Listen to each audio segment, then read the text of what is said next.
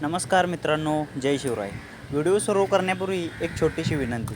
जर तुम्हाला छत्रपती शिवाजी महाराजांचा इतिहास, महाराष्ट्रातील गडकिल्ले, संतांची माहिती आणि महाराष्ट्राचा गौरवशाली इतिहास जाणून घ्यायला आवडत असेल तर आत्ताच आपल्या चॅनलला सबस्क्राईब करा, व्हिडिओला लाईक करा आणि बेल आयकॉन नक्की दाबा. तुमचं एक सबस्क्राईब आम्हाला असेच माहितीपूर्ण व्हिडिओ बनवण्यासाठी प्रेरणा देते. चला तर मग जाणून घेऊया महाराष्ट्रातील एका अशा किल्ल्याविषयी ज्याला किल्ल्यांचा राजा म्हणून ओळखलं जातं. हा किल्ला म्हणजे राजगड. राजगड हा फक्त एक किल्ला नाही तर तो स्वराज्याच्या इतिहासाचा साक्षीदार आहे. छत्रपती शिवाजी महाराजांनी स्वराज्य उभारताना ज्या काही किल्ल्यांना सर्वाधिक महत्त्व दिलं त्यामध्ये राजगड अग्रस्थानी होता. तब्बल 26 वर्ष हा किल्ला स्वराज्याची पहिली राजधानी होता. स्वराज्याचा विस्तार, युद्ध नियोजन, प्रशासन, खजिना आणि अनेक महत्त्वाचे निर्णय याच किल्ल्यावरून घेतले जात होते. राजगड हा पुणे जिल्ह्यातील वेल्हे तालुक्यात सह्याद्रीच्या डोंगररांगामध्ये वसलेला आहे. समुद्रसपाटीपासून सुमारे 1376 मीटर म्हणजेच 4514 फूट उंचीवर हा भव्य किल्ला उभा आहे. पूर्वी या किल्ल्याचं नाव मुरुमदेव होतं. इसवी सन 1647मध्ये अवघ्या 16-17 वर्षांच्या वयात छत्रपती शिवाजी महाराजांनी हा किल्ला आपल्या ताब्यात घेतला आणि त्याचं नाव राजगड ठेवलं. राजगडाची निवड राजधानी म्हणून करण्यामागे अनेक कारणे होती. हा किल्ला अत्यंत उंच, अभेद्य आणि चारी बाजूंनी डोंगररांगांनी वेढलेला असल्यामुळे शत्रूला इथे पोचणं अत्यंत कठीण होतं.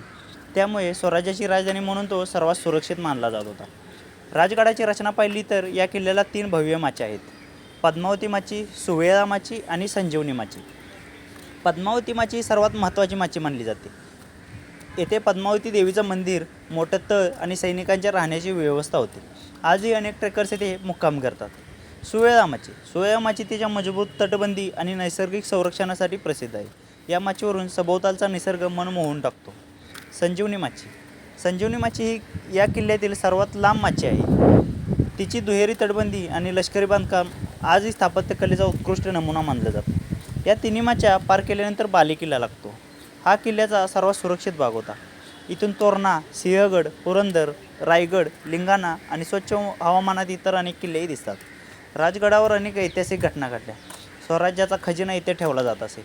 अनेक मोहिमांचे नियोजन येथे केले जात असे. छत्रपती शिवाजी महाराजांनी अनेक वर्षे इथे वास्तव्यास राहून स्वराज्य मजबूत केले.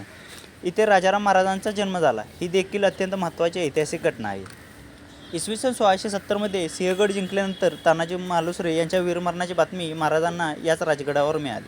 त्यावेळी महाराजांच्या तोंडून निघाले शब्द आजही प्रत्येक मराठी माणसाच्या मनात कोरलेले आहेत: गड आला पण सिंह गेला. इसवी सन 1674मध्ये छत्रपती शिवाजी महाराजांचा राज्याभिषेक रायगडावर झाला आणि त्यानंतर स्वराज्याची राजधानी राजगडावरून रायगडावर हलवण्यात आली. मात्र राजगडाचं महत्त्व कधीच कमी झालं नाही. आज राजगड हा महाराष्ट्रातील सर्वात लोकप्रिय ट्रेकपैकी मानला जातो. पुण्याहून वेल्हे मार्गे गुंजवणे किंवा पालीगावातून किल्ल्यावर जाता येतं. साधारण 3 ते 4 तासांची चढाई करून हा भव्य इतिहास अनुभवता येतो. पावसाळ्यात तर संपूर्ण परिसर हिरवाईने नटलेला असतो आणि ढगांच्या सान्निध्यात राजगडाचं सौंदर्य आणखी खुलून दिसतं. जर तुम्ही राजगडावर जाणार असाल तर पुरेसं पाणी, खाण्याचे पदार्थ, टॉर्च आणि आवश्यक साहित्य सोबत ठेवा. किल्ल्यावर स्वच्छता राखा, प्लॅस्टिक किंवा कचरा टाकू नका. हा आपल्या इतिहासाचा अमूल्य वारसा आहे आणि त्याचं जतन करणं या प्रत्येकाची जबाबदारी आहे. मित्रांनो, राजगड हा फक्त दगडांचा किल्ला नाही, तो छत्रपती शिवाजी महाराजांच्या स्वराज्याचा पाया आहे. त्यातील प्रत्येक दगड शौर्य, पराक्रम आणि स्वाभिमानाची गाथा सांगतो. आयुष्यात एकदा तरी या किल्ल्याला नक्की भेट द्या. व्हिडिओ आवडला असेल तर लाईक करा, तुमच्या मित्रांसोबत शेअर करा आणि महाराष्ट्राच्या इतिहासावर असेच माहितीपूर्ण व्हिडिओ पाहण्यासाठी आपल्या चॅनलला सबस्क्राईब करायला विसरू नका. जय भवानी, जय शिवराय, जय महाराष्ट्र.